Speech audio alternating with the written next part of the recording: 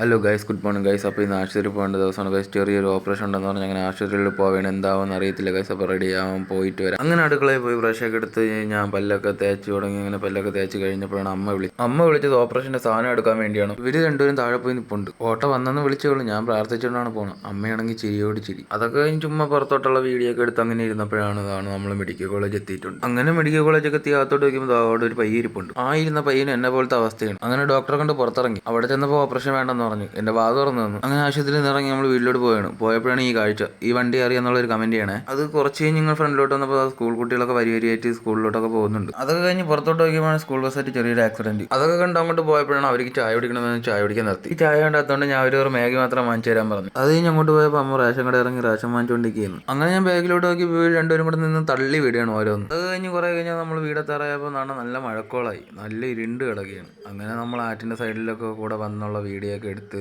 അങ്ങനെ ഇങ്ങോട്ടൊക്കെ വന്ന് ഒരു തേങ്ങ കളഞ്ഞു കിട്ടി. അപ്പോൾ അത് കഴിഞ്ഞ് നമ്മൾ വീടിൻ്റെ അവിടെ എത്തിയിട്ടുണ്ട് ഗൈസ്. അപ്പോൾ അടുത്തൊരു വീഡിയോ കാണാം. അപ്പോൾ ഓട്ടോ മോനൊരു ബായിയൊക്കെ പറഞ്ഞ് എൻ്റെ കൈ കയറി തട്ടി അരി പൊട്ടി ഗൈസ്. അങ്ങനെ ഞാനും അമ്മയും നടക്കണമെങ്കിൽ അമ്മ എന്നെ വഴക്ക് പറഞ്ഞുകൊണ്ടാണ് നടക്കണം ഗൈസ്. അങ്ങനെ വീടെത്തിയിട്ടുണ്ട്. അപ്പോൾ ആശുപത്രിയിൽ പോയിട്ട് എന്തായെന്നുള്ളത് നിങ്ങൾക്ക് സംശയം എന്തെങ്കിലും ഉണ്ടെങ്കിൽ നിങ്ങൾ കമൻറ്റ് ചെയ്യുക. അപ്പോൾ വീഡിയോ ഇഷ്ടപ്പെട്ടെങ്കിൽ ഫോളോ ചെയ്യണം, ലൈക്ക് ചെയ്യണം, ഷെയർ ചെയ്യണം, കമൻറ്റ് ചെയ്യണം. അപ്പോൾ നല്ലൊരു വീഡിയോ ആയിട്ട് പിന്നെ കാണാം. ബൈ.